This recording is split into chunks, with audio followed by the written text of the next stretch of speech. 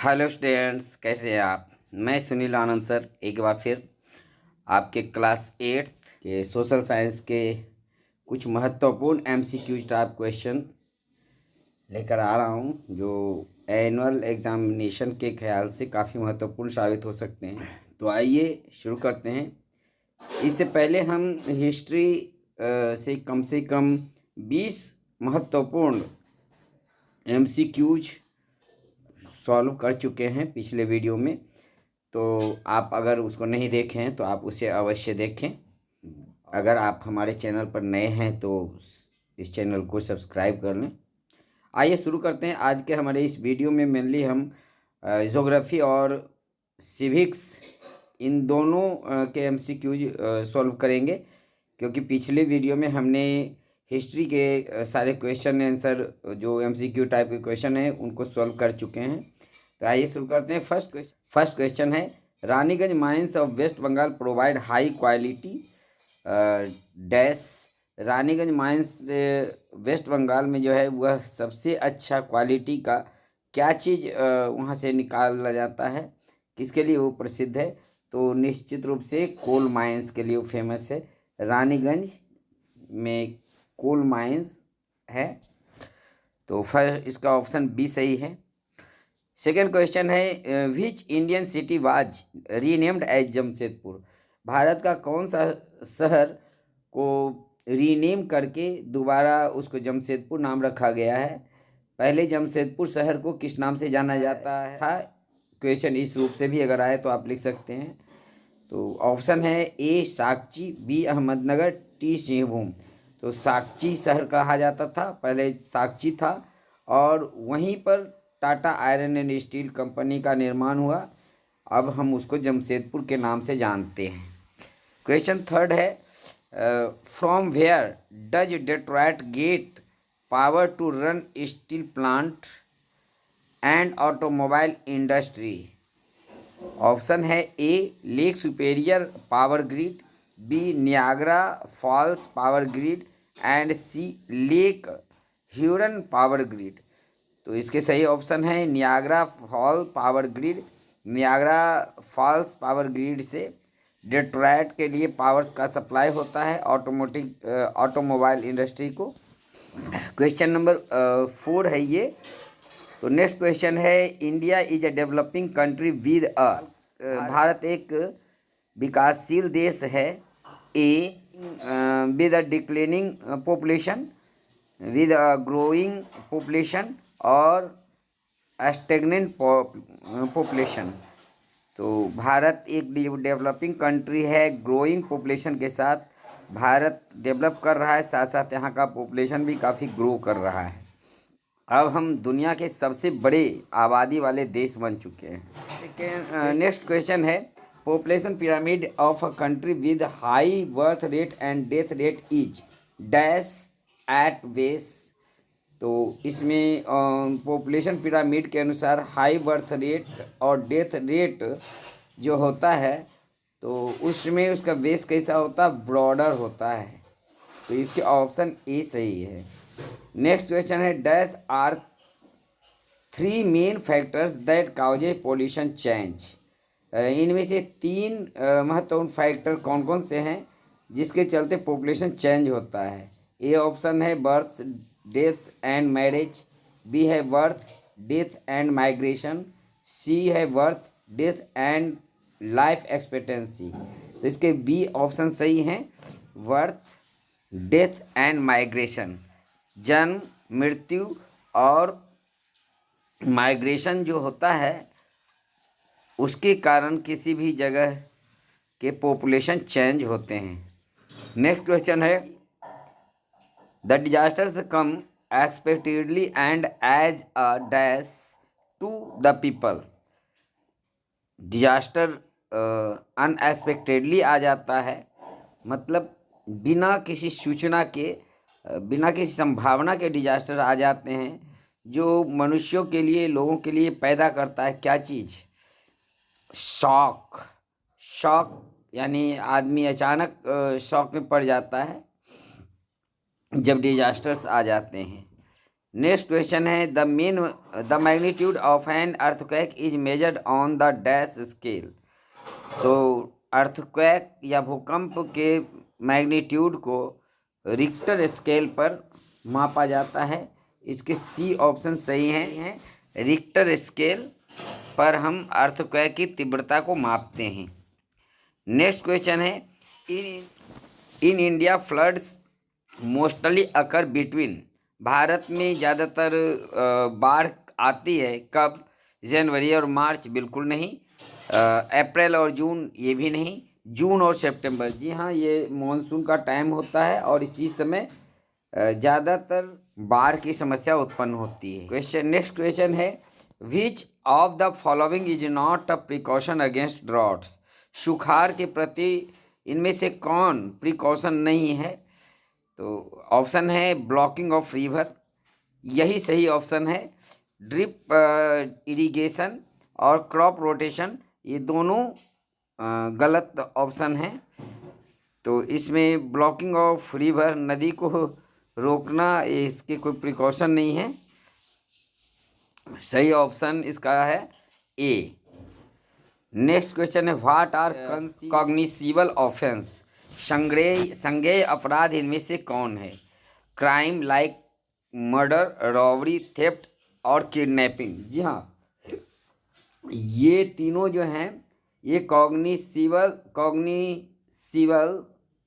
Offence हैं, यानी संज्ञेय अपराध हैं। इसमें जमानत नहीं होती आसानी से, इसलिए ये संज्ञेय अपराध कहलाते हैं। नेक्स्ट क्वेश्चन है what is the role of police. Police का रोल क्या है? To decide whether a person is guilty और नॉट। बिल्कुल नहीं है, किसी को गिल्टी है या नहीं है ये कोर्ट का काम है। दूसरा to prevent and investigate crimes. जी हाँ, क्राइम से को रोकना और क्राइम की जांच करना ये पुलिस का काम है। तो इसके सही ऑप्शन है बी। नेक्स्ट क्वेश्चन है व्हाट आर नॉन कॉग्निसिबल ऑफेंस। गैर संज्ञेय अपराध कौन कौन से हैं? ए ऑप्शन है मर्डर, रॉबरी, थेफ्ट। जी नहीं, ये तो बिल्कुल संज्ञेय अपराध ही हैं। पब्लिक न्यूसेंस, असॉल्ट और मिसचीफ, यही सही ऑप्शन है। ये गैर संज्ञेय अपराध हैं, यानी ऐसे अपराध में जो अपराधी होता है उसको तुरंत जमानत मिल जाता है। नेक्स्ट क्वेश्चन है, अगला क्वेश्चन है what is the role of police in investigating a crime. Crime को इन्वेस्टिगेट करने में पुलिस की क्या भूमिका होती है?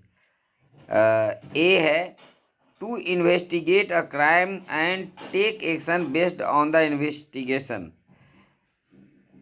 इन्वेस्टिगेशन, क्राइम को इन्वेस्टिगेट करना और एक्शन, इन्वेस्टिगेशन के आधार पर एक्शन लेना। प्रिवेंटिंग क्राइम, क्राइम से बचाव। C both A and B. जी हाँ, इसका सही जवाब है ये दोनों ही हैं, सी ए एंड बी। पुलिस के दोनों ही काम है, क्राइम को इन्वेस्टिगेट करना और इन्वेस्टिगेशन के आधार पर एक्शन लेना और क्राइम होने से रोकना भी पुलिस की जिम्मेवारी होती है।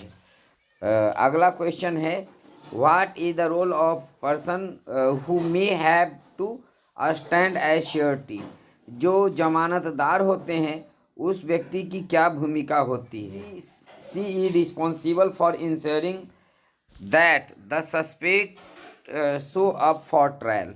उसकी ये भूमिका होती है, उसकी ये जिम्मेवारी होती है कि जो सस्पेक्ट होते हैं उसको ट्रायल के समय दिखाएं, उपस्थित करें। और अगर ट्रायल के समय वो उपस्थित नहीं होता है तो जमानतदार उसके लिए जिम्मेवार हो जाते हैं। इसलिए इसके सही ऑप्शन यही है, ए। क्वेश्चन है अगला what is true about the life of Adivasis.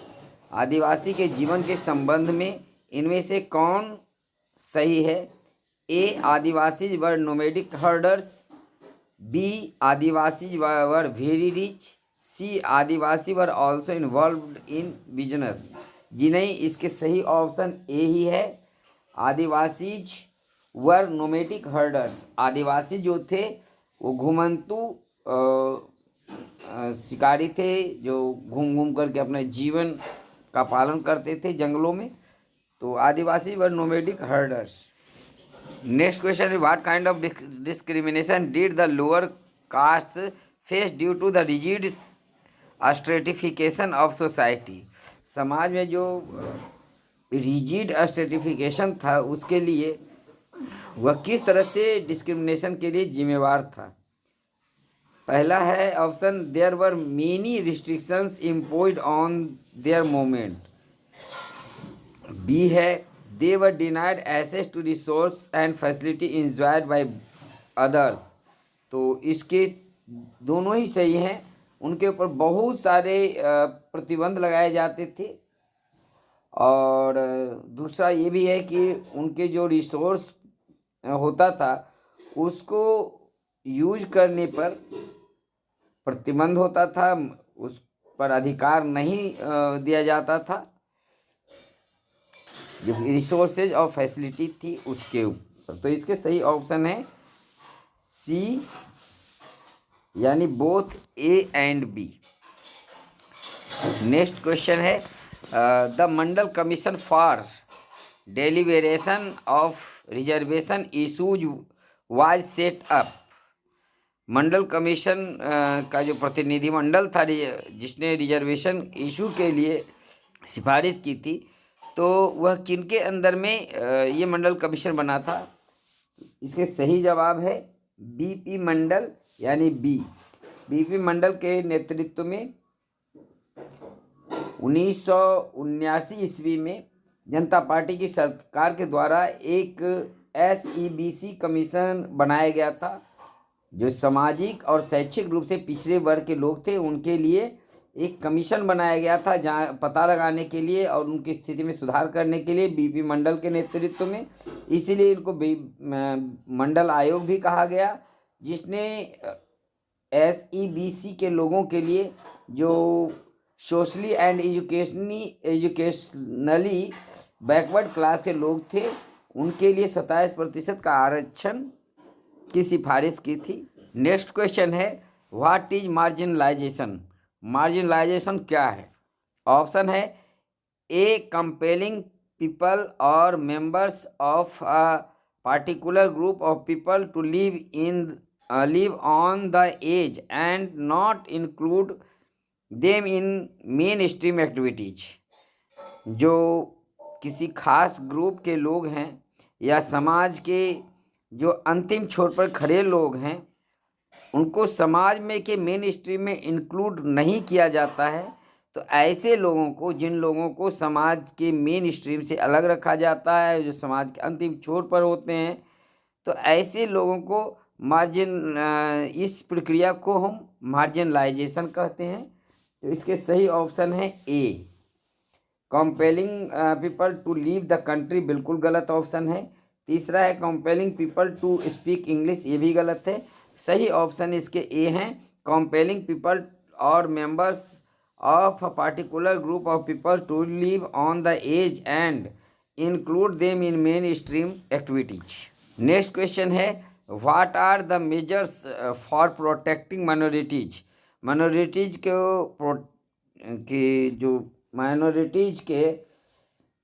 Protection देने के लिए कौन कौन से कदम उठाए गए हैं, इनमें से कौन ऑप्शन सही है।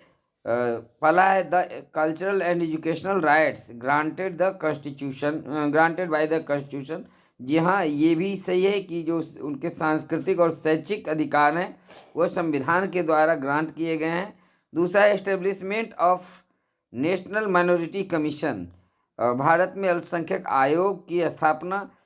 तीसरा है C both A and B, तो ये सही आंसर है ए एंड बी, अर्थात ऑप्शन सी करेक्ट आंसर है। ये दोनों ही माइनॉरिटी की सुरक्षा के लिए हमारे देश में किए जाते हैं। सामाजिक, सांस्कृतिक और शैक्षिक अधिकार उन्हें दिए गए हैं संविधान में।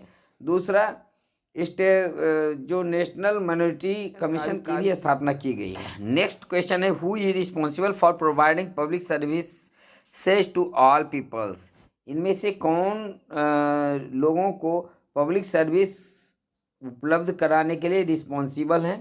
पहला, the government of our country, हमारे देश की सरकार। जी हाँ, किसी भी देश की सरकार ही पब्लिक सर्विस को देने के लिए जिम्मेवार होती है। नॉन गवर्नमेंटल ऑर्गेनाइजेशन की जिम्मेवारी नहीं है। इंडस्ट्रियल और मनीड क्लास ऑफ एनी कंट्री, बिल्कुल दोनों ऑप्शन गलत हैं। ए ऑप्शन सही है, किसी भी देश की सरकार किसी भी देश में पब्लिक सर्विस के लिए जिम्मेवार होती है उपलब्ध कराने के लिए।